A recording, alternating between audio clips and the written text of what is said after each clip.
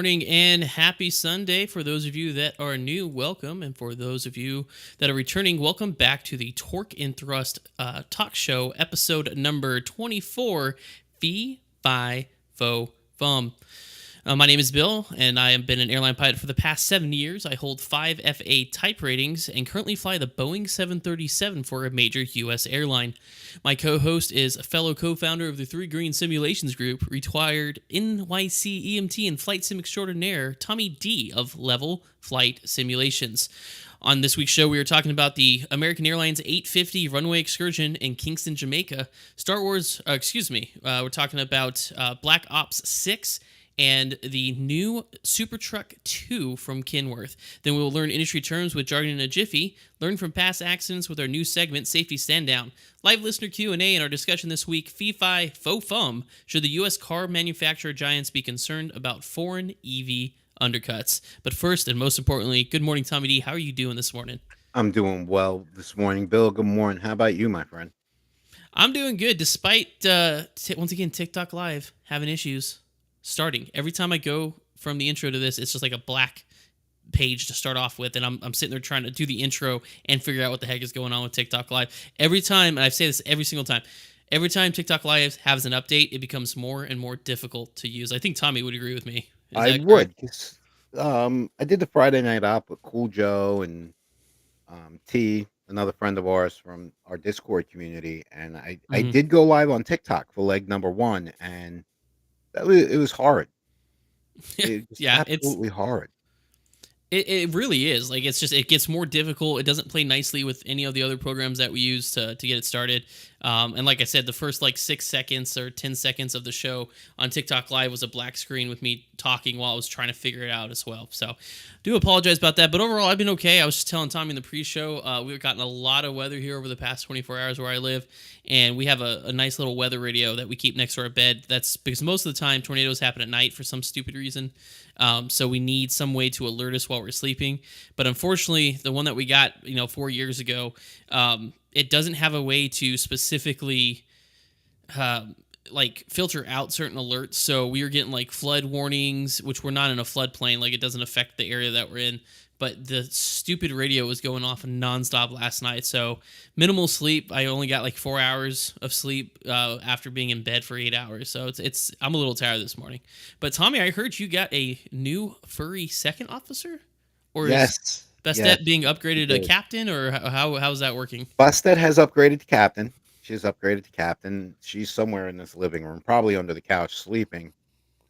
We rescued an 8-week-old calico kitten yesterday, and we brought her home for the first time. And she's been nonstop. So you hear the mini thunder hooves up and down the hallway, and she's actually right She now How old is she? She a eight kitten? weeks. Oh wow, she's a Yeah, kitten. she's a tiny Okay. little thing. She's a little bit bigger and in a little bit better health than what we got Bastet, but we'll be calling tomorrow to get her over to the vet because, Yeah, we're get everything checked responsible. up. We fix our pets, and our pets actually even get chipped. Bastet's chipped.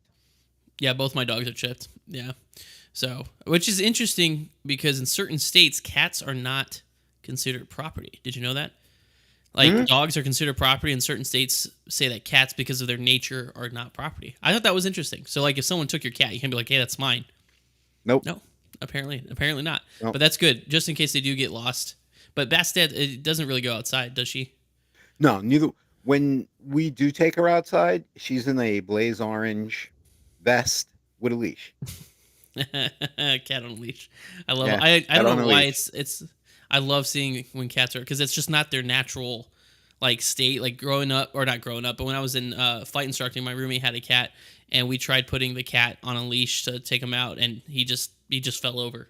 Like, he wouldn't do anything with the leash on or the vest on. So it's She pretty lays interesting when you down see it. and flips to try getting it off because it's Velcroed with a clasp, so the Oh Velcro yeah. doesn't come undone.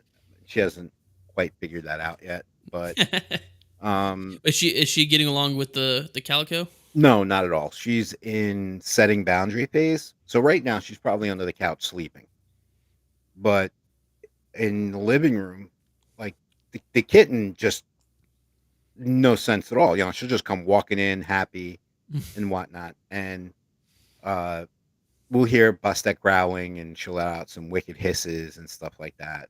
But um, after the show, we're going to be doing some stuff in the apartment because the kitten will have her own space. Bustet has her space, Tommy will have his own space. and I got my own space.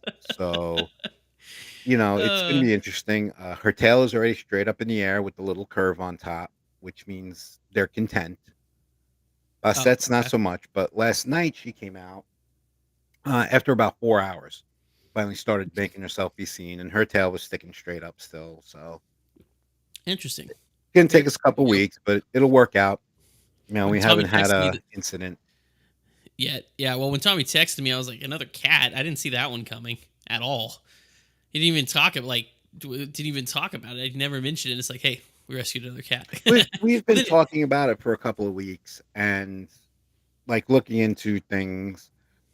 Um, like if I'm just flying, not on VATSIM or anything. I'm trying out new settings or something like that. I don't fly with traffic or anything, and I'm completely offline. Reading some different articles. You know how a dog is a pack animal. Well, a cat's a pride animal. They actually thrive when there's two of them.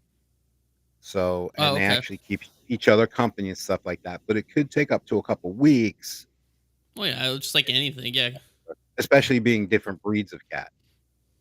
that's gonna be interesting. So if you hear loud commotion in the background, it might be the cats.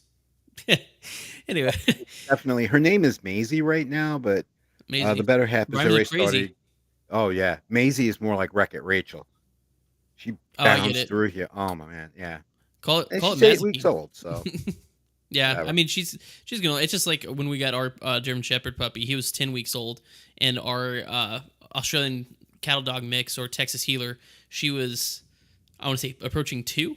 I want to say so. Yeah, the Mhm. age difference was a little bit interesting. So, Yeah, but definitely some we'll be asking for updates along for in the near future here because that's always interesting bringing a new family or a new pet into the family. it is. She's But actually, I put a small YouTube of her up yesterday when we not okay, YouTube, TikTok. She's on my welcome FYP TikTok. Tommy D transitioning from flight sims to kitty sims The cat dad, to, yeah. to cat dad.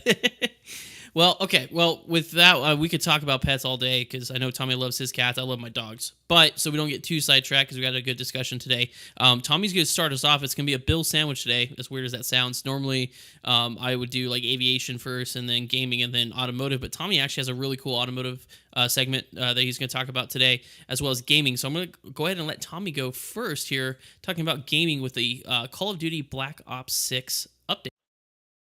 Thank you, Bill. So first and foremost, I do have a quick correction. Last week I had reported that Star Wars Battlefront 2, the 2005 edition, was free, and then when I went to look, it had ended.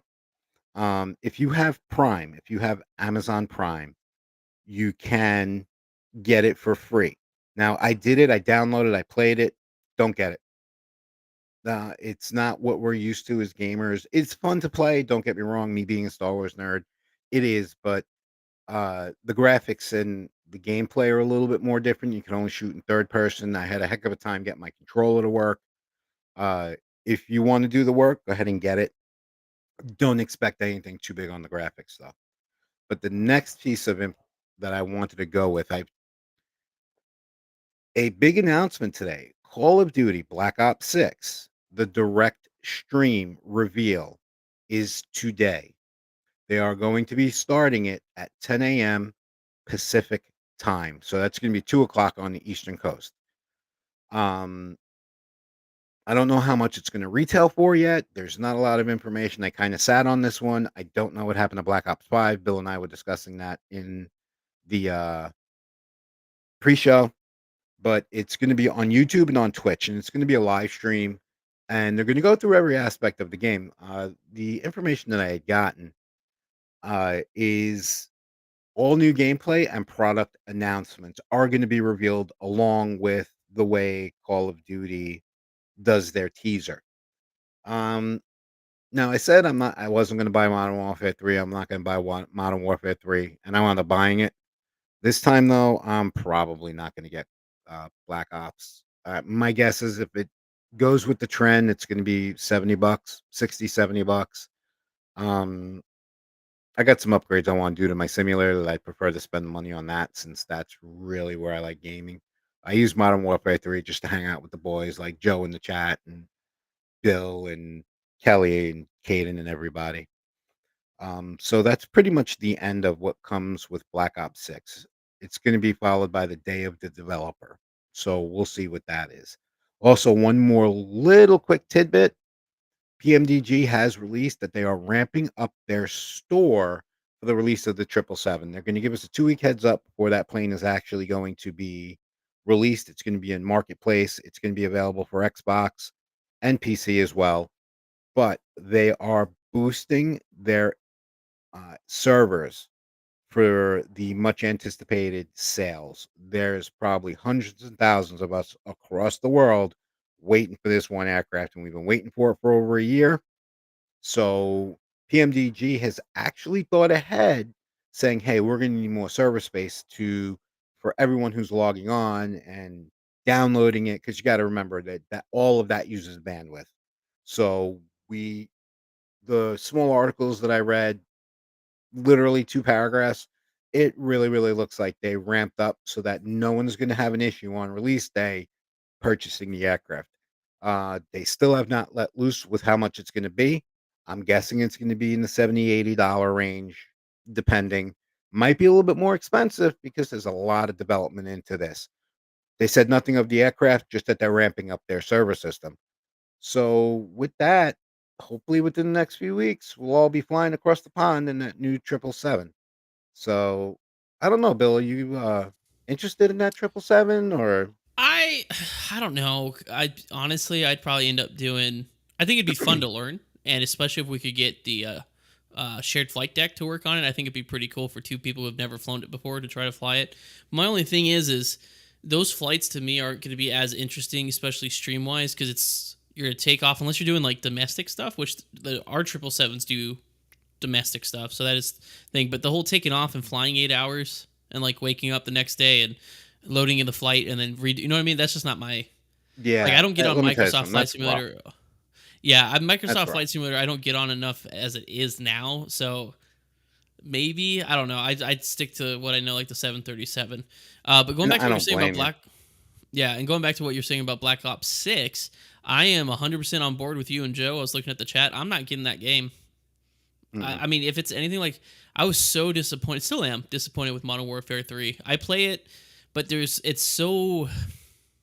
Fortnite for grown-ups, and it is so, there's so many paywalls. And it's Mhm. like, yeah, you can pay to get better, but like I shouldn't have to pay more money on top of the ridiculous price of its beta launch to be able to be competitive. You know what I'm saying? I enjoy Yeah. doing it when I'm playing with Tommy and stuff like that. It's just fun to play. But like it's not fun to stream. It's overall I don't like it as much. It's not what I thought it was going to be. It's not like the classic Modern Warfare 3. So I am with Black Ops 6. Like I said, I don't know what happened to Black Ops 5, but Black Ops, I was a huge fan of Black Ops, but I'm kind of nervous to see what they're going to do with it, considering what they've done with Modern Warfare 2 and Modern Warfare 3. Yeah, and you see when Microsoft got involved, I had high hopes that Hmm. they would do something, and they didn't. Yeah. And literally, like I said during my update there, I use that as like a way to hang out with the boys. So the game with you, the game with Joe, I mean, I've been gaming with Joe. It's got to be 8 years now. You know, And it's just to hang out and do yeah, something. Game, hang out, catch up with well, everybody. the boys, and don't forget Brooke and The everybody else that we peoples, also yeah, play the with, the family. people. Yep, Yeah. yeah, everyone, and Um, then soon to be Ashley. Yeah, Um, I saw that she's getting her console now, and now I'm disappointed because I got Battlefront 2 because you have to have an Amazon Prime account to be able to get it. So I claimed it, and now Tommy said he's not gonna play it. But oh I no, do have you and I will knock around on it. okay. I have the actual one though, like the new remastered Battlefront 2. I bought that like 2 years ago, so I have that in my Steam library, and I actually have space to download it now. So I still have that. I don't know if it's gonna be the same like cross-platform as like They're saying it the is going to be cross-platform. That they did engineer it to be cross-platform.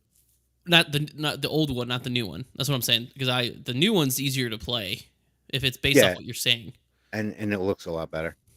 Yeah. So, um, in that one, I have it sitting in my Steam library ready to download. So I have that. But yeah, so I thought that was funny. It's like I got it, but the time it's like, yeah, I don't get it. It's like, well, I guess it was free. But there's some other cool ones. Like there was one. It's called the Electrician Simulator because I love Hmm. simulation games. I downloaded that one from Amazon too, so I'll give that one a shot too. I'll have to go give Um, a look at that. yeah, it looks fun. I will see if I'll learn anything from it.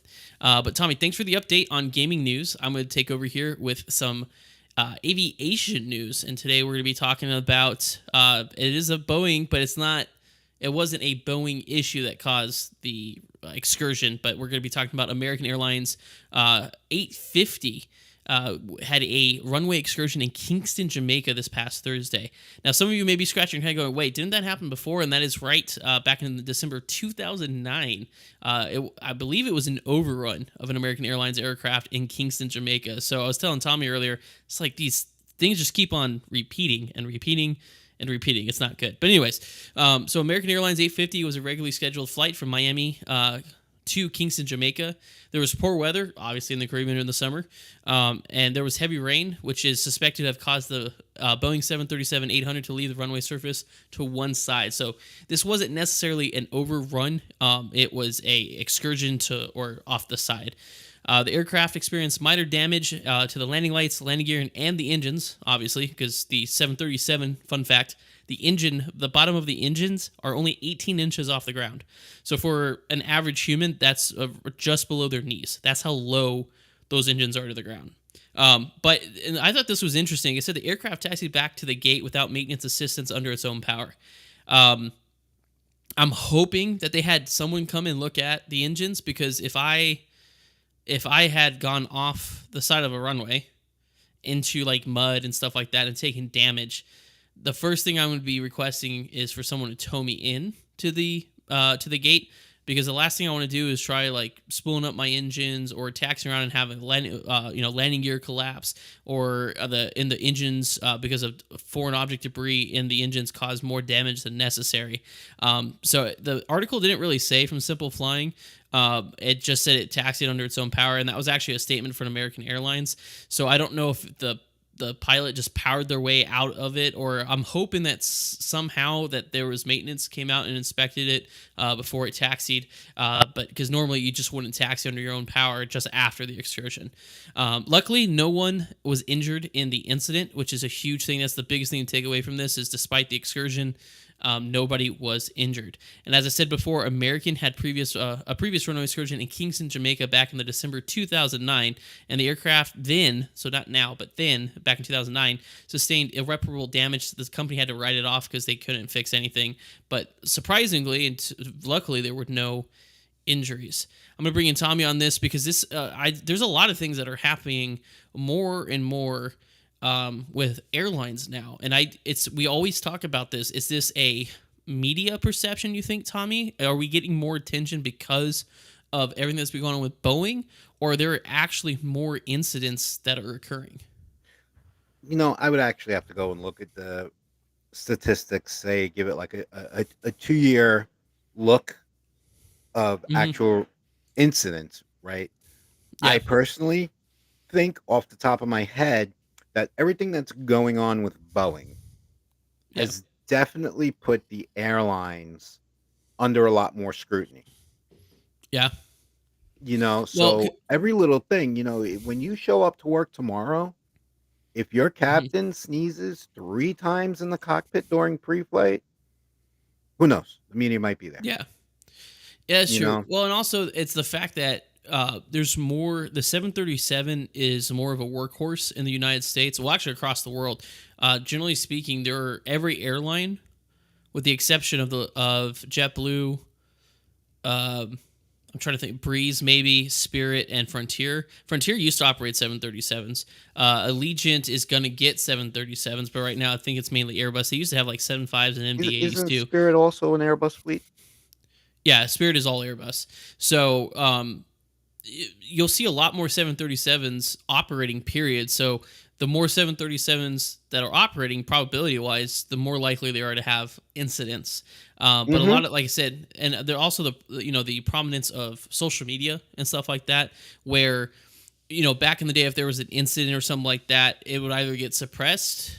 No, I wouldn't say suppressed, but filtered through public affairs officers and then relayed to the media for reporting. Whereas now you're getting unvetted accounts from passengers. Like in the article in Simple Flying, they said that that there was a quote from one of the passengers that news media that's unfiltered. The passenger was like, I think it was a hard landing and they veered to the right or something. But you're talking to somebody who may not necessarily have any idea how any of that works.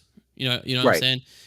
So it's just one of those things too. It's like people latch on to these media frenzies, like whether it's about Boeing, because it was a Boeing 737-800, and I'm surprised we haven't seen something about Boeing in the news because of it. But it had nothing to do with the actual airplane itself. It was the conditions. And another thing I'd like to point out too is little known fact: the 737 final approach speeds are way faster than most other airliners out there. The 75 and 777 approach at a slower airspeed usually than the 737. The 737 has to land fast because of how low it is to the ground to prevent tail strikes. So, for example, on a gusty day at a medium weight, you're looking at anywhere from like 150 to 160 knots. So let's see if I can do my math real quick. Let's see, 32. So that's almost 200 miles an hour versus like a 75 or 777. They come in a lot slower than that. So that's another thing when we get into like raining conditions and stuff like that. Sometimes it's easier, or the aircraft is more likely to hydroplane on a like a contaminated runway because of the fact that it lands faster. If that makes sense. It makes a lot of sense. So next time you're at the airport and you're watching airplane, I saw this in Houston one day while I was waiting for my airplane. I was sitting there watching. I saw an Airbus on, I think it was 8 left, and a 737 on 8 right coming in, and I just watched them. And the speed difference is insane. How quickly the 737 comes in. That thing is super fast. You're screaming, and you can tell in the cockpit. That's one of the biggest things that people, when they first fly the 737, have to get used to is the ground rush when you're landing, because they look up and the ground's coming so quickly that they instinctively want to flare like higher than they normally do because how quickly. So the part of the training is, no, keep the nose down, keep the nose down. Okay, now you start flaring, because a lot of people see the ground coming up so quickly and they just want to flare because they think they're going to slam into the ground. It's just how the 737 flies. So, but yeah. So I don't know, because though also, even with the media scrutiny, and unfortunately this incident in Kingston was a 7-3. Yeah, Comparatively, it's American. It's yeah. American. Comparatively, though, the amount of worldwide in-service 737s from the 700, or maybe even some airlines still using a 600 variants. Oh, there's some that use 200s. Yeah. Think about the entire number of those that operate safely day in, day out. Correct. The incidents are still a drop in the bucket. Yeah, exactly. And another thing also I want to point out, you might have seen it on TikTok. It's all over social media. There was a Air Canada 777 departing, I think it might have been Toronto, and they got a compressor stall. It happens. Sometimes it's basically the compressor stall in the engines. You got the in-one blade, your low pressure or your low stage compressor, high compressor, hot section, exhaust section, right? So what a compressor stall is due to a disruption in airflow, or the engine's not spinning fast enough, or there could be a lot of things that cause it, but basically it reverses the airflow. In other words, there's not enough positive pressure pushing the air back, go in the right direction, so the air starts moving forward and creates those bangs and those flames. But did you see the headlines on those, Tommy? The headlines are like, see that. And Boeing airplane catches fire. Did you just explain a really big aircraft backfire? That's exactly what it is. That's 100% what it is. It's a backfire. It's an engine. It's an aircraft engine backfiring. It's very noticeable because obviously we train. That's one of the things that we train for. One of the things that we practice is on takeoff after V1 getting a compressor stall.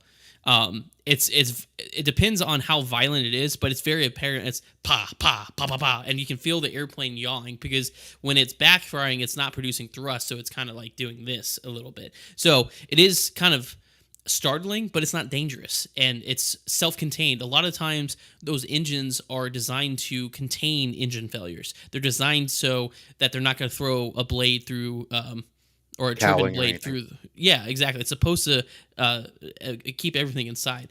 And so when something like that's happening, it's the engine is malfunctioning to a sense, but it's being contained in the actual core of the engine. But the headlines everywhere, and I think Daily Mail, which Daily Mail in the UK is known for being kind of like RTMZ, right? Hmm. But their headline is like airplane catches fire or Boeing airplane catches fire. And it's like it didn't catch fire. It was a contained compressor stall. It's not normal, but is an abnormal that is a well known. We know what to do when it happens. It's very simple. Auto throttle off. Reduce our memory item is auto throttle off. Affected thrust lever. So if it's number one, number two engine, left or right, you take that thrust lever and you reduce it until your engine indications are normal. So in other words, the banging stops, or until it's closed. And if it's closed, you may have to do an engine shutdown, which is not a big deal. It's abnormal, but we know the airplanes are more than capable than flying on one engine, and we can fly on one engine. That's one of the main things we practice when we're in the sim. So it's that mentality of the media that I'm worried about. Is the airplane's on fire? No, it's not, because you go and click on that share button, you can see how many times that video's been shared, and millions, thousands of millions of shares and views. And it's like, this is what people are seeing. This is what makes people afraid of Boeing in general. But it's just like, rather than saying engine fire or doing the research and realizing that it was a compressor stall and putting that on there, they say Boeing 777 catches fire. Yeah, And then and everybody's frenzies. That's what they run with. probably the 6 or 7 initial TikToks that I had seen, right? And a couple of them were coming from outside Toronto Pearson, like in the parking lot. And you can tell it's a parking lot. You see the lamp posts, right? Oh, this plane's Yeah. on fire. This plane's on fire. No, dude, not for nothing. If the plane was on fire, you would really see the flame. You just wouldn't see it. Look at some of these tailpipes you got going on now. Yeah. It's the different mechanisms, same result. Yeah. And it also notably to go to say those Air Canada pilots knew exactly what to do, when to do it, and that plane landed, came into back into the pattern, landed and taxied under its own power with zero hmm injuries, completely safe.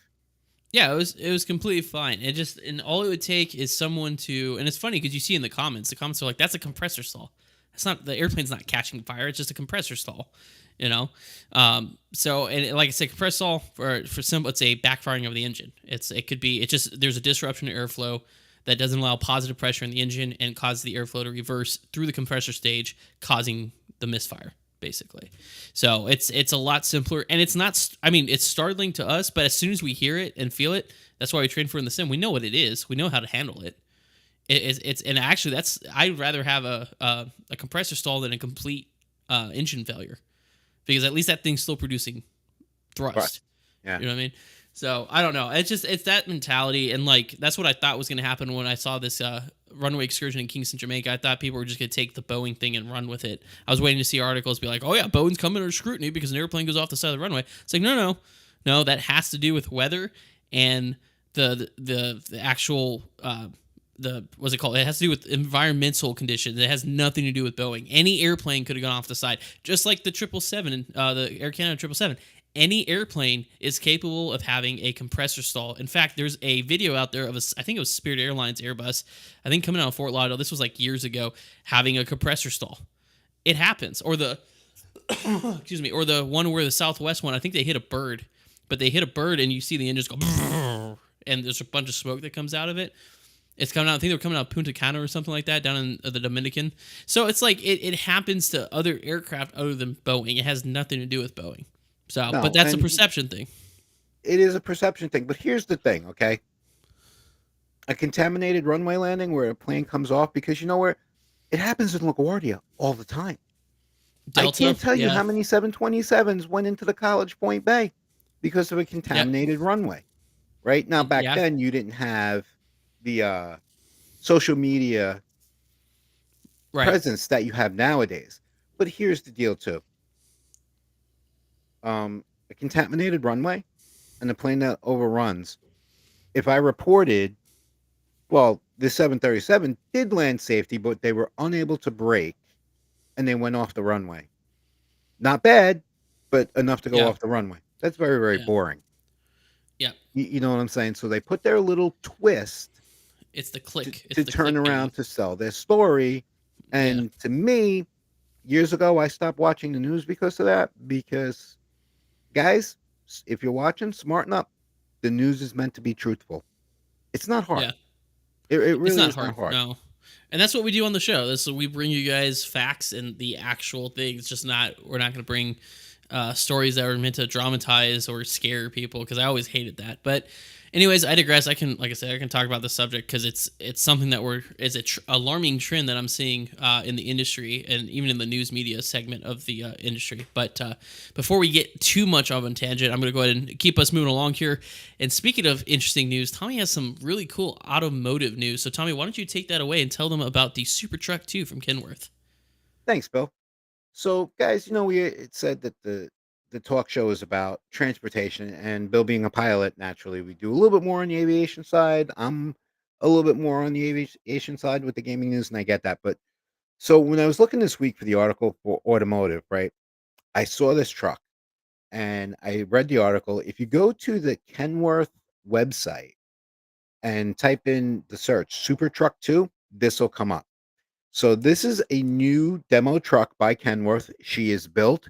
She has been at a couple truck shows throughout the country, and it is on the road being tested now. Some wild things about this truck. I mean, me, it just looks slick. If anyone had seen the movie by Will Smith, I Robot, it kind of looks like the trucks from that movie. But 55% diesel efficiency increase was one of the things that they are reporting. And like I said, this truck is basically what us computer nerds will call a beta test. It it is in the road on the open road. It is not hauling freight. It's being driven by professional drivers who are employed by Kenworth to see how the truck all works. But some figures that they gave out on it, they reduced the overall weight of the truck 7,100 pounds. That is significant because trucks, the tractor and the trailer combined, 80,000 pounds per safe weight, right? Or else you're going nowhere. If you're 80,100 pounds, that truck is parked. They got to offload 100 pounds. By saving 7,100 pounds on the cab of that truck allows for 7,100 pounds more cargo to be hauled in the rear of the truck. Those of us who aren't transportation buffs, it may not sound a lot, but to give you kind of a um, look see into what goes into the back of the truck. One pallet where I work is 2,500 pounds. So that's the maximum weight. So that means you could actually put extra pallets on a truck and ship them to the consumers that need it. This truck also has a 136% increase in freight hauling. That's where that extra 7,100 pounds is going. 48% aerodynamic increase. Um, the 6-minute video that was on the Kenworth website, excuse me, showed them going from engineering to clay modeling to the wind tunnel to production. And just watching it now, all of those, like me, I've watched wind tunnel videos 1,000 times over, especially with like things like the SR-71 and stuff like that. And then just recently seeing it, we're like, how's that thing get in the air? Watch the wind tunnel test. It shows you exactly. If you're in flight school, at the very, very beginning and you're not understanding what lift is, watch the videos about being in an air tunnel. This has a production MX-11 engine. So it is production. They are looking into it possibly becoming an EV. It's one of the technologies that are incorporated in the engine, but are not active in the engine because they still have placement issues with things. Also, if you see it at this picture right here, the front wheels and the rear wheels, the new mock-up for it, you don't see any of the wheels on the tractor. It is completely aerodynamic. It is all enclosed. The engine sits in back of the front axle, so there's no weight on it. They increased they're averaging 12 miles per gallon on diesel, which for a truck that's 80,000 pounds, that's amazing. That's a lot of mileage. And lastly, just a couple more quick things. It's a center rider truck. There's no passenger seat. And if you look at the top of the cab, right where the aerodynamics start above the driver's side window, and again on the passenger side window, there are no mirrors. Those are digital cameras. So the driver of the truck is actually sitting. squared in the center of the vehicle, and he has two digital displays on either side. Those are his rear view mirrors. Kenworth has poured a lot into this truck. It is showing successful results. Anything else though? How you take the good with the bad, and you go about all this. I'm waiting on the official release of this truck and official stuff to see what hurdles Kenworth has faced with this, aside from the cost and the design and the engineering of the vehicle. But I mean, this, ladies and gentlemen, is what I think we're looking at. The future of trucking right here. Volvo has also started on their own super truck, but I want to stick with Kenworth because well, Gen X. I was a big fan of BJ and the Bear, and he had a Kenworth. So, what do you think about that, Bill? I mean that's pretty wild. Uh, Yeah, I'm glad Tommy was talking about this because I just saw, I think it was on TikTok, a video of a tour at a truck show about the new super truck. And it doesn't really show it on here, but there's also windows further down, so the truck driver can actually see down too to see if yep. there's any cars in front of them. Because I think that's probably one of the most dangerous things about tractors or semi trucks is that the visibility issue, right? Is just big, and also staying in their lanes, because that's a big thing I notice when I'm out on the road. So yeah, centering them inside. The back, you don't lose anything in the back. It's still this gigantic cabin. In fact, you get more room, and it's easier for them to get in and out because they noted on the video that some of the highest rates or injuries occur from when people are falling out of the truck. So the new design that they have make it a lot easier to get in and out of the vehicle. And those digital mirrors, at first I was skeptical. I've seen them before.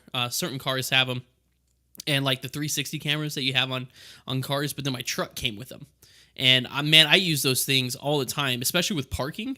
God, I always used to look at pickup trucks, in the parking lot, going, why are they back in? Why are they parked all sorts of weird? And I understand because it's honestly very hard to park a pickup truck. But with my nice cameras, I have a 360 view. So I have a top down, which is a stitched view from my front camera, back camera, and my two mirror cameras. And then there's also like a towing one where I can see the curb. But that sort of technology is actually super, super helpful.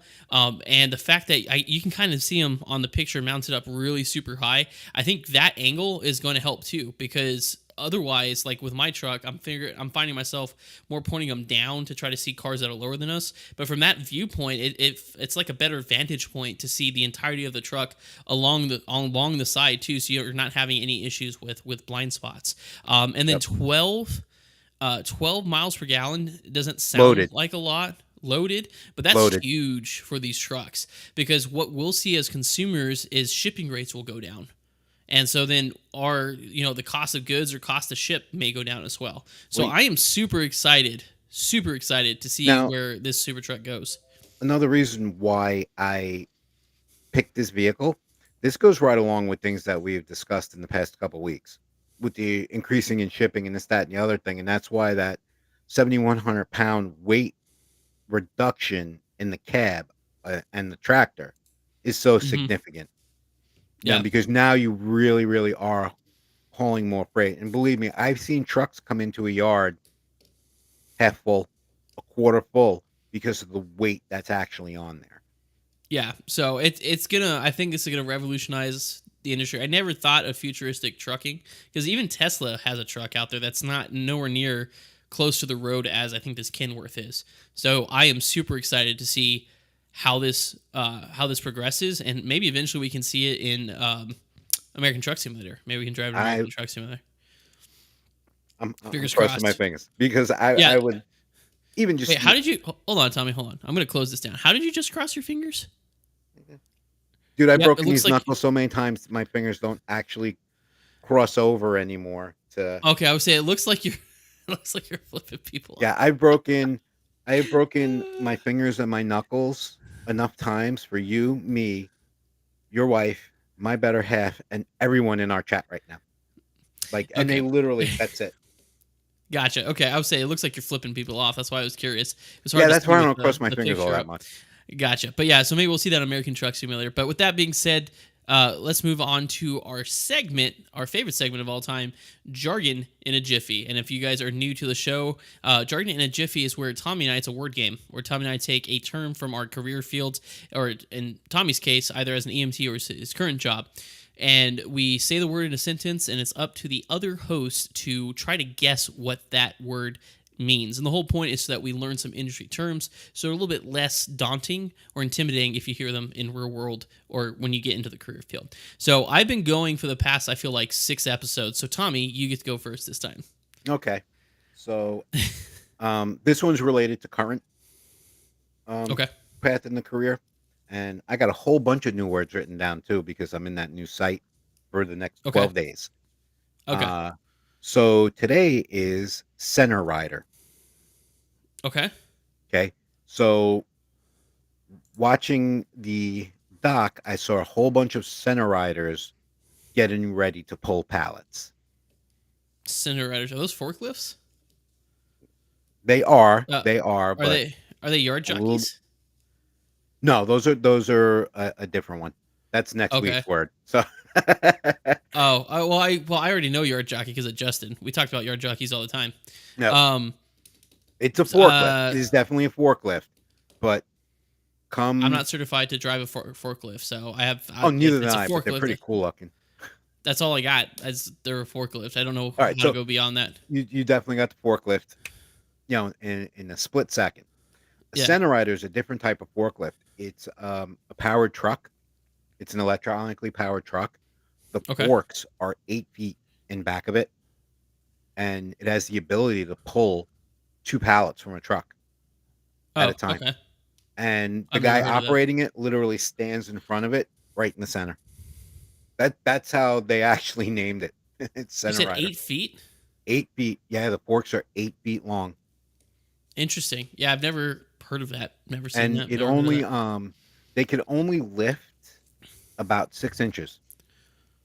Oh, okay. So they're okay. So they're warehouse only type Yeah, vehicles. and literally, they can get in and out of the trailers, but they generally don't use them for the trailers. The business unit I'm in now, they're what's Hmm. responsible for delivering pallets to the different areas to be sorted out. We'll talk more about Gotcha. that offline though, because um, honestly, your news dissertation sparked about 40 questions, but I'm going to wait till you're at work to Oh, okay. spam your text messages about that. Okay.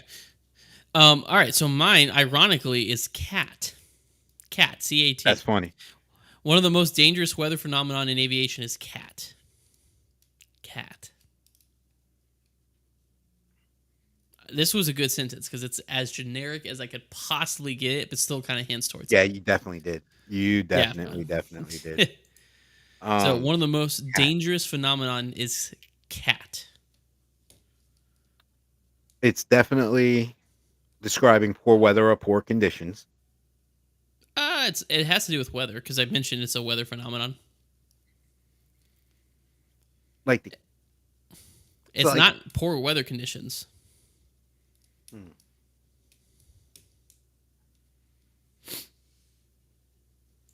Da-da. No, I can't do that because we'll get dinged for copyright. I need to get the music. Hold on. Is there like quizzical music? yeah, we need Uh, like a what is this? song from that famous quiz show that Yeah, doesn't that I get us can't. dinged. Hold on, I got this. Hold on. um, I'm We'll do coming some. up totally blank, Hold on. Let and me I've see if I can had get the one and a jazz half playing. half cups of decaf coffee this morning. Yeah. I don't know, but I'm white flagging this one. Not really. Okay. Clear air turbulence. Cat. So not what I was thinking it was. Yep, cat. So cat actually in aviation can mean a lot of different things. Like a cat one approach is a category one approach. That's This where I was going with that. That's what I Yeah, was so there's a thinking. lot of cats. There's also different cats of airplanes, categories of airplanes. But cat stands for clear air turbulence, and it's that's why it has nothing to do with poor weather, and that's why it's some of the most dangerous. It's because it's clear air. You don't see it coming, and it's really hard to predict too because there's no indications to us where we know clear air turbulence exists. If that makes sense. So it's It just like does you're make going sense. along. you're going along, you just get smacked with this turbulence. Sometimes it can be upwards of moderate to severe. So you have no idea to sit your flight attendants down. You have no idea to have the passengers sit down. You just get whammed. I've experienced moderate clear turbulence going to the Rockies, and it was clear and blue in a million, and just went into it. Had no idea it was there. There was no indications, nothing on the charts to indicate that there was going to be turbulence. No jet streams, no frontal passage, nothing, and we just got nailed with it. Most likely, probably because it had to do with the Rockies. But clear air turbulence is one of the most dangerous weather phenomena in Interesting. aviation. You should say that Hmm. because obviously clear air turbulence. When you're at cruise, if you look out at your winglets, you'll see the flex of the wings along with that. Correct? Uh, well, no. It has nothing. It's turbulence. So it's just like having normal turbulence, but rather than it being associated with weather, with clouds, or known events, it's just in clear air. There's nothing to indicate that the turbulence is there. Okay. So, All like, right. if you see I'm with you. cumulonimbus clouds or you see cumulus clouds, it's indication of lift. You'll most likely get turbulence going around or near them. Same thing with thunderstorms, heavy winds out of the west. Going over the Rockies or any mountain range like the Appalachians. Um, or if you get like a severe wind shear due to jet stream, we have that on our charts. We know roughly where the jet stream is going to be. If you're crossing perpendicular to the jet stream, that's the quickest way to get across it, but it's also the roughest way to get across it because you're going basically perpendicular to it. Or frontal passages. So, like when you're passing strong cold fronts or stuff like that, you could get some turbulence associated with that because of the change in air pressure and change in weather as you're going across the front. But CAT is just none of that. CAT is just clear air. You just get nailed with turbulence in the middle of nowhere, out of nowhere. So That was a good one, man. got Totally stumped. That got was a you, good one. and it Got to worked out take my because hat off you to you. got the and you also got the new cat, so it kind of all it kind of all worked together. Um, but yeah, so that was jargon in a jiffy, and like I said, each week we come up with, and it's getting harder because I'm trying to find more words that would stump Tommy because Tommy and I offline we text and we talk about aviation all the time, so I have to work really hard to find something that Yeah. I I know I don't haven't think told Tommy. I don't think like our friends and fam coming through Discord and watching things realize how much I've actually learned from you over the last year. Oh, Or about aviation, yeah. yeah, Mm-hmm. and then like specifically like so you guys know, Bill and I talk basically every day. Mm-hmm. We text back and forth and we're joking around this, that, and the other thing. But when things do come up, I ask Bill, and Bill, in his very gentleman way, always explains. Now, Bill also knows how some things he's got to explain to me by two, like I'm a 2 year old, and I don't take offense to that. But I've learned so much, and it's funny is because when you guys see me in the sim, a lot of the things that I do in the sim got elevated because of what Bill taught me. Yeah, So and plus it's also helping me further on down the line when yeah. I get life settled, which I'm hoping to do before the end of life. Yeah, and also just to explain, this is from the National Weather Service, just as a more formal definition. Clear air turbulence is turbulence not associated with cumuliform clouds, including thunderstorms occurring at or above 15,000 feet. Clear air turbulence is not restricted to cloud-free air, but 75% of all CAT encounters are in clear air. So that's what it is, and that's what makes it dangerous. Like when we see clouds, when we see a line of thunderstorms, or we can see that sort of stuff coming, well, we know to sit down the flight attendants or sit down the passengers, put the seatbelt sign on, etc. But clear turbulence is dangerous because we can't see it coming. And it's really hard to predict because we can't see it. So, but yeah, that's we learned something new, and that's the whole point of jargon in a jiffy. I know. A lot a lot of people are just this is a geek podcast. This is all about geeking out about aviation, transportation, and gaming and learning stuff. It's that's the whole point of this podcast. So I had someone mention that a fellow pilot of mine that found our podcast that I was flying with. And he goes, "You guys are a bunch of geeks." It's like, "Yep, that's 100% what this is." So if you walk away from one of these episodes and haven't learned something, you might want to go back and re-listen because that's the whole point of this podcast. But anyways, speaking of which, our next one, talking about education, is we're going to be talking about bird strikes over Washington, D.C. in 1962 with our fairly new, we're kind of getting into it. It's not brand new, but this is our new safety stand down segment where we talk about notable airline or airplane crashes. Right now we're doing airline, and then in the future we'll do other transportation stuff, and how it has affected the industry, because airlines or the regulations that we have today are generally speaking they result of an accident or people dying, which is unfortunate, but that's how things change in our industry. So we are talking today about United 297, November 23rd, 1962. United Airlines Flight 297 was a scheduled flight from Newark, New Jersey, my favorite airport of all time, to Atlanta, Georgia, with planned en route stops at Washington, D.C., Raleigh-Durham, Charlotte, North Carolina. There were 13 passengers and 4 crew members on board. So remember, back in the day, they didn't do hub and spoke like they do now. They did point to point. So they were going to Atlanta via Washington, D.C., Raleigh, Durham, and Charlotte, North Carolina. So that's why those are in there. But the first where this happened was on its first leg from Newark, New Jersey to Washington, D.C. The flight took off, I believe it was like 11 in the morning. Excuse me. The flight progressed normally, and then at 12:14 was cleared to descend from 10,000 to 6,000 feet. It was a Viscount, which is a prop aircraft. It doesn't fly very high, but it was cleared from 10 to 6,000 feet, and the following advisory was issued to flight 297. 5 minutes later, be advised there have been numerous reports of a considerable amount of ducks and geese around this area. Washington, D.C. reported clear VFR weather, so weather's not a factor. Statements were obtained from several eyewitnesses at that time to the accident. A consensus of their observations is that Flight 297, when first sighted, was at a very low altitude, so at 6,000 feet, turning to the left on an east or southeast heading, and then the airplane abruptly rolled, inverted, and disappeared through the trees in a vertical attitude. Some shiny objects later identified as parts of the airplane were observed falling in the immediate area of the crash. So once they showed up to the crash site, so whoever was investigating at the Civil Aeronautics Board, they found bird remains on both horizontal stabilizers, indicating 2 distinct bird strikes on these surfaces. There was superficial damage on the right horizontal stabilizer, 22 inches outboard of the fuselage, and this strike was a glancing blow and did not result in any sort of penetration, meaning it didn't get inside or damage the internal parts of the fuselage. The other strike was on the left horizontal stabilizer, which is on the tail, approximately 49 inches outboard of the fuselage, so about 4 feet out. In this instance, the bird penetrated the leading edge and passed through the leading edge member.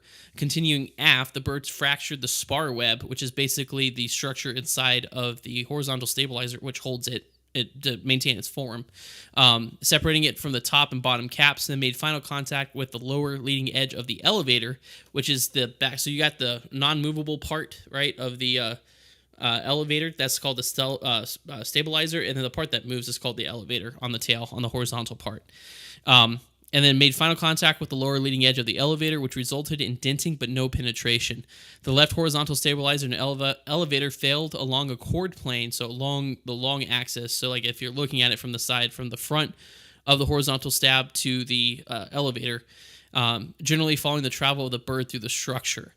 So the Civil Aeronautics Board determined that the probable cause of this accident was a loss of control following a separation of the left horizontal stabilizer, which had been weakened by a collision with the Whistling Swan. So basically, the left horizontal stabilizer fell off the airplane. And I've said it before on this, I don't know which episode, but I've said it before on the show. The worst thing that you can lose on an airplane is the elevator, because then you have no pitch control. If you lose your rudder, you got ailerons. If you lose your ailerons, you got rudder. Even if you were just to jam the elevator in a sense, you still have trim. Excuse me. You still have trim, and you can use power to climb and descend. But to completely lose a horizontal stabilizer or elevator is detrimental to the airplane. It's like the worst thing you can lose. Because of that, that's what caused it probably to invert to the left, because it had no pitch control, invert and dive and killing everybody on board. Now, this accident led to the 8-pound requirement for empennage. Empennage is the section of the aircraft where the fuselage meets the horizontal and vertical stabilizer. It created the 8-pound requirement for empennage protection, which became the most constraining requirement for bird strikes. This became Part 25. Remember, I've talked about Part 25 in the past, the certification standards for performance for transport category aircraft under bird strike damage in 14 CFR 25.631. And that specifically states that the empennage structure must be designed to assure capability of continued safe flight and landing of the airplane after impact with an 8-pound bird when the velocity of the airplane relative to the bird along the airplane's flight path is equal to the cruising speed at sea level. So basically, this accident once again added something to Part 25 that we're starting to see bird strikes becoming more of a prominent thing, and realizing that birds are a danger to aircraft before Sully. This was way before Sully. This was like, what is that, 60? Let's see, I'm trying to do math in my head. 60, 40, 50 years, 57 years before Sully. Hmm. All right. All right. Sully was 2009? Yeah, 2009? yeah. Cactus 1549 was 2009. Yeah.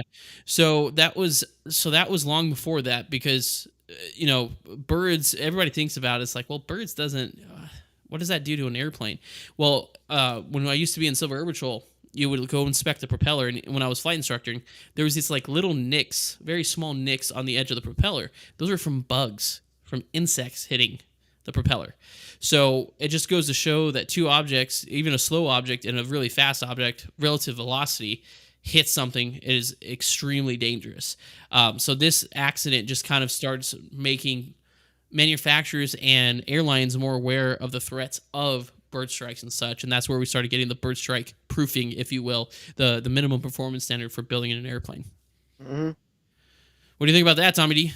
Very, very interesting. I actually had to bring up the aircraft Oh, to the see it. You know, because yeah, that wasn't an aircraft I was familiar with, and then looking at it, it what yeah, it's not a it's a older. It was kind of almost a transition aircraft. It wasn't. I don't yeah, think it was around very long. no, I really don't remember any mention of this aircraft. British made, used in the United States. Looked like it was like a regional turbo four prop. But that Yeah. is very, very interesting. Um and like you're going through the whole dissertation, and one of the things I do remember as a kid, um did you ever get delayed for birds at Kennedy when you were No. coming into Kennedy? Because there I was You know what? I actually, never flew to Kennedy until I was an airline pilot. okay, I Yeah. So remember, um we would be out at the South Conduit Park, which yeah. is right across the highway from Kennedy, and we would hear shotgun blasts.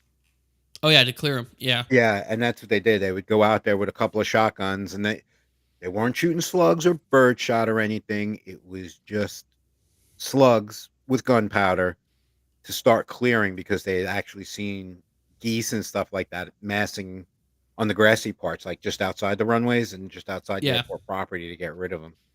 Yeah. Exactly. Yeah. And there's a lot of different things out there. They use like falcons. They'll use the shots. They'll use like sound Sound like wave, speakers. yeah. Yeah, exactly like that. So there, yeah, you'll see them out there all the time. They usually their call sign is usually wildlife, is what they call them. Hmm. So, but yeah, so that is United 297 bird strikes over in 1962, where we started really understanding that birds pose a reasonable threat against aircraft safety and design. So, with that being said, we'll move on to our next segment, which is a live viewer Q&A. A lot of chatting going on. Jeff over here in TikTok Live is all by himself, but we got Ashley, Atomic Bot, a ton of people chit chatting in our chat over here, but I don't see actually any questions unless you have any, Tommy. I have Oh one. wait, yep, I would say, is that the one that Ashley just popped in? Yes. Okay, Yep. so Ashley said, if you both had to switch jobs just for 24 hours, Tommy a pilot and Bill an EMT, Hmm. what would be the best advice? Oh my God, best advice to give each other. Um, Tommy, don't hit random buttons. That's Yeah, all. yeah, because I'm good at hitting random buttons. Just Um, it's be patient. I think that's probably the biggest thing I would tell Tommy. Be patient. Say what you're gonna do. Point at the button. Hit it. Wait a second and see if it does if what it wants to, and verbalize. Especially if you're flying with somebody else. That's what I'd say. Be patient and verbalize. yeah, because Ashley wasn't around for those shared Oh, she flight decks, wasn't. like at the very beginning. Ash, go to my YouTube. It's hysterical. I'd put the aircraft in uncontrolled rolls now, because I just touch stuff. Yeah, actually, Um, you need to go watch our first the older shared ones, yeah, cockpit they're stuff, because hysterical. that's I'm sitting there. My perspective, I just see Tommy pressing tons of buttons, not telling me what he's doing, and just like pressing tons of buttons. It's like, what are you doing? On that, we're gonna have to schedule a shared flight deck, because a lot of people that hang out with us now have never seen us do That's it, and true. like we'll do it like the actual way we would Yeah, do the it. correct. Yeah. But the best advice I could give to Bill, being an EMT, go home safely at the end of your shift. Keep your Yeah, eyes open, and on a 360-degree swivel. Make sure you go home to your wife safely at the end of your shift. that's a Everything good else one. you could get through it without a problem because there's two of you. But Yeah, and I was gonna say it's the same thing with being an airline pilot. It's just be safe, but I feel like that's implied. But yeah, that's a good one. Yeah, do whatever you need to get home safely. Absolutely. Well, Ashley, thanks. Ashley's really good at questions. Her, Snowy, and Lando are all great at questions. So thanks, yep, Ashley, yep. for the question. Gives us something to actually answer during this segment. But with that being said, we are going to move on to our weekly discussion topic: Fee-Fi-Fo-Fum. I smell the blood. I'm just kidding. Should the U.S. car manufacturing giants be concerned about foreign EV undercuts? And this is expanding off of last week's automotive segment where Tommy and I was talking about the Jeep $25,000 EV, if you remember that, and that the one of the big concerns from the big three, which is GMC, Ford. What's the other one? I should know this. I really should know this, but I don't. It's GMC. Chevy. But isn't Chevy part of? Well, Chevy is part of the GMC group. That's what I'm saying. GMC is one of them, so they can't be all of them. But anyway, so it's the. You know what? Yahoo is like the most useless search engine alive. Oh yeah, I haven't used Yahoo as a search engine since I don't know how Google. to stop it from being like my default one. It's absolutely useless. Believe it or not, I know the answer to that one. GM, Ford, and Chrysler are the big three. I forgot about Chrysler. I haven't even thought about Chrysler in a long time. So, but the point is, who drives a Chrysler. It's been a hot second, but they've also bought Chrysler Jeep, don't they? Isn't that where Jeep comes from? So, that's one thing that we talked about last week is that in the article we were talking about a $25,000 Jeep that's supposed to be an EV. It's supposed to be coming very soon. They couldn't tell us when, but then they also shortly announced a $72,000 Wagoneer EV, and I was like, yeah, that's a little more on point with Jeep. Pay a lot of money for not a lot of car and a lot of maintenance issues. So the discussion came up in that is whether or not those big car manufacturers should be nervous or concerned because there are foreign car manufacturers that are making really affordable EVs. They haven't come to the US yet, but they're getting close, like Mexico and stuff. And when we were talking about it, Tommy said they shouldn't, and I said they should. So that's where we're kind of picking up this conversation because I want to hear because Tommy just got done with the marketing and business class, I think this last semester, right, Tommy? So I want to hear your reasoning behind, because I think they should be, but what's your reasoning behind saying that they shouldn't be concerned about a foreign EV coming into the market and undercutting their sales?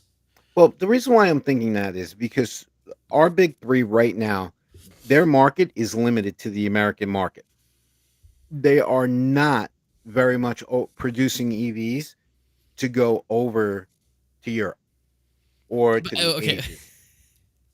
Hold on a second. You did an article like 3 or 4 episodes ago talking about EVs being sold? Yeah, was it? That's specific to Cadillac. But Cadillac is GMC.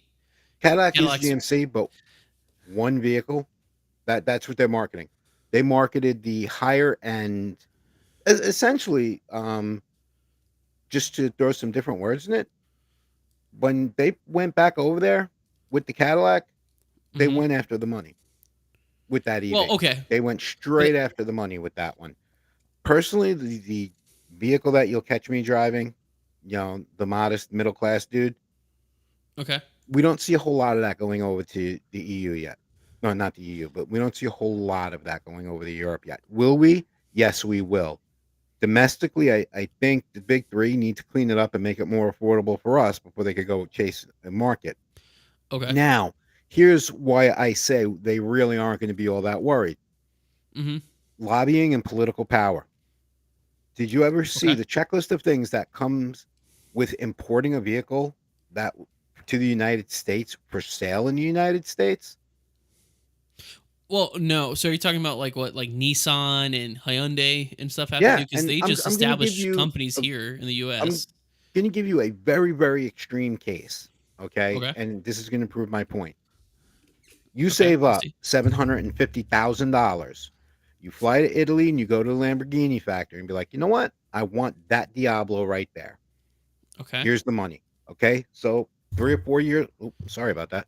3 or 4 years later, your car is ready, right? Because Lamborghinis all handcrafted. They do have robotics, but for the most part, the cars are handcrafted. Okay. Now it comes time you paid him. They ship it to the United States. It lands out in California. Okay, Okay. one, regardless of what you ordered in that vehicle is not to the United States emissions standards. So Okay. now you're paying extra money to get the admissions to allow that vehicle into the United States. If you got the money to do it, it could take a couple weeks. If you got to save up the money to do it, you could take up to another 6 months to a year to take possession of a vehicle that you already flat out own. Okay.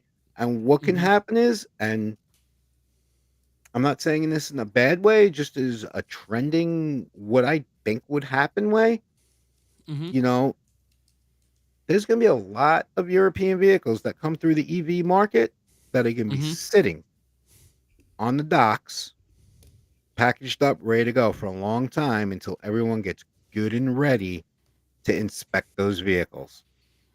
And Okay. So that is what's going to keep the European market out of New York. Just my humble opinion. okay, but you kind of took it on a very wide tangent. I'm not talking about you're talking about importing. I'm not talking about importing. I'm talking about a new car manufacturer establishing itself, In a the foreign United one in the States, United States, like Hyundai and Nissan and Kia. Those are all Japanese. well established. Well, Um, I don't. because well, that's the thing. Nissan right now is undercutting the crap out of everybody because of their area and their Nissan Leaf. They have the cheapest EV in the market Mhm. right now. So that's the question. I'm not talking about foreign cars because no matter what, you shipping something in from overseas is always going to cost more expensive. Yeah, I wouldn't worry about that. I'm not talking about that. I'm talking about, let's say, Bill's car company is based in the UK, right? But I get a business partner in the United States called Tommy D of Level Flight Simulations, and I say, hey, we're going to create the Bill car manufactured EV, but we're going to open a plant in Queens. I know that's not realistic, but just follow me. And I said, we're going to manufacture in the US, but technically it's a foreign owned entity.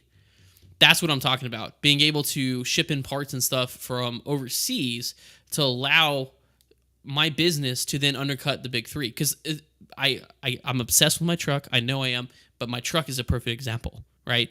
So the big trucks right now, when you think trucks, what do you think of? You think Ford, right? Yeah, And I you always think say Ford this: and Chevy. Ford, Chevy, GMC, right? Sierras. Um, I'm trying to think of, but the American trucks, right? I'm not missing any, am I? Ford? Not to pull in No. punches though, but the F Series pickups and the Silverados are. I mean, the GMC Sierra is out there, but you know, he's about that big compared to the Silverados and 150s, at Well, least in well, my immediate area. I'm not talking about market. I'm just what I'm broadly describing is the American market, the American made market, Hmm. right? Because what we're having, and the way this comparison I'm trying to between my truck is something that's tangible that I can literally tell you what I experienced is you got an American made and then you got foreign made, right? So they're not EVs, right? They're all diesel, V8, whatever. But Fords, and just any of those three vehicles I mentioned versus my Nissan Titan, right?